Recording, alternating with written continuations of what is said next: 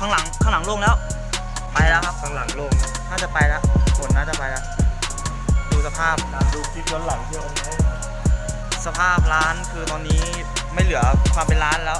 ตอนนี้ปิดไฟไว้ครับเพราะว่ามันอันตรายดูลมฝนมาครับลมฝนมาแสงใหญ่มาก คือยกพวกไปไหนกันครับเนี่ย ฝาเราก็ ใช่หรือเปล่าไม่รู้อ่ะเก็บไว้เผื่อเครื่องเรา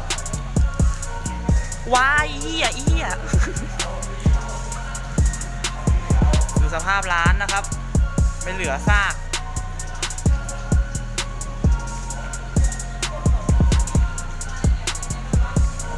ช่องนู้นมันลมแรงกว่าเรารถจอดอยู่นั่นอะไรร่วงใส่ต้องหมดมาจากไหนได้แต่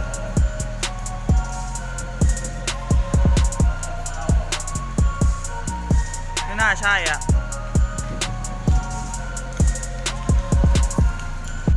ไม่ใช่ไม่ทางเรา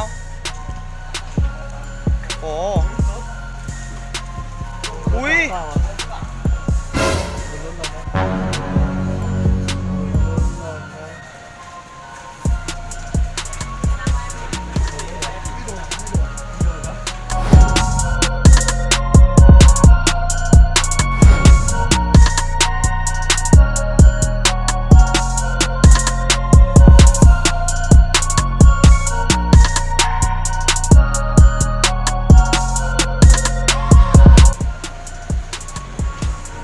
จะเรียกให้ไปเข้าไปในร้านโอ้โหร้านเนี่ย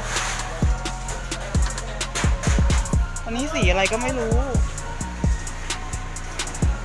เป็นไงบ้างครับสกายโดนอะไรไหม สกายโดนฝนอย่างเดียวครับ สกายโดนฝนอย่างเดียว ไม่เป็นไร ครับ อันนี้น่าจะเป็นสีปิวอย่างไรไม่รู้ สกายเล่นน้ำครับผมสกายเล่นน้ำครับเรียบเลย ก็สำหรับคลิปนี้นะครับผมเป็น EP พิเศษสำหรับพายุลงนะครับผม จะไปดูสภาพร้านเดี๋ยวเปิดไฟให้ดู ไม่ไหวเลยอ่ะคือแบบลมแรงมากอ่ะ หมดเลย ดูดิทุกอย่างครับเละเป็นระเนระนาดหมดแล้วไปแล้วนะครับฝนหยุดแล้วเขาก็ไปนะครับ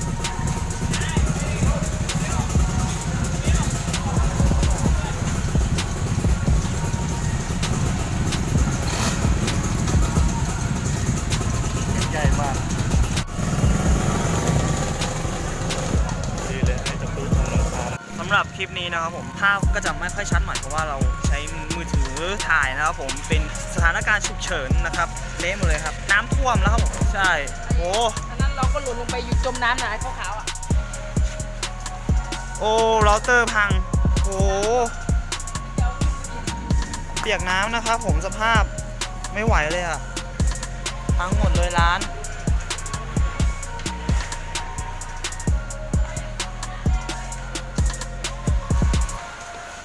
โอ้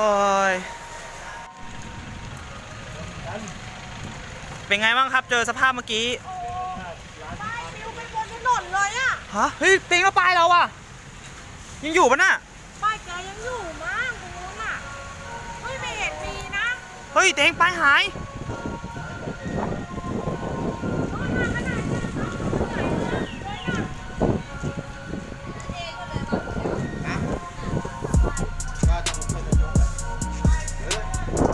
ไหนอ่ะ โอ้ยป้ายหายหมดเลยครับป้ายปิวมันยังนี่อ่ะ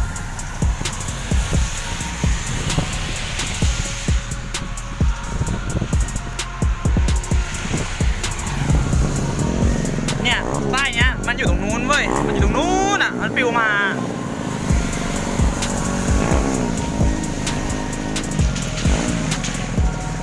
อ่ะพังหมดเลยเปียกไม่เหลืออะไรเลยครับเปียกหมดเลยครับร้านเลินพังหมดโอเคครับผมก็สำหรับคลิปนี้พอแค่นี้นะครับผมก็ถ้าเกิดชอบอย่าลืมกดไลค์กด Subscribe ด้วยแล้วก็กดเป็นกำลังใจด้วยนะครับจัดร้านใหม่ตอนนี้ร้านพังหมดเลยครับอะไรนะ คือแผงนี้พังครับต้องยุบ คือเลยครับแผงพัง แผงพังต้องเอากลับขึ้นไปตั้ง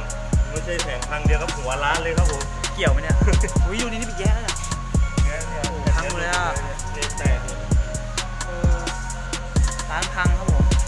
หมดกันมาอย่าลืมกด subscribe ด้วยเจอกันใหม่คลิปหน้านะครับก็สำหรับคลิปนี้เป็นสถานการณ์ฉุกเฉินนะครับผมของวันที่เท่าไหร่วันที่ 7 นะครับผม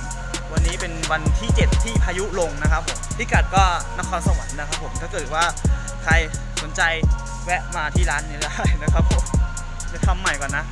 บ๊ายบายแล้วเจอกัน ใครใช้มือถือสมาร์ทโฟน กดติดตามเที่ยวกันไหมได้ที่ปุ่มนี้ และกดกริ่งตรงนี้จะได้ไม่พลาดคลิปใหม่ๆจากพวกเรานะครับ บอกว่าน่ากลัวมากเลย มันน่ากลัวมากเลยนะ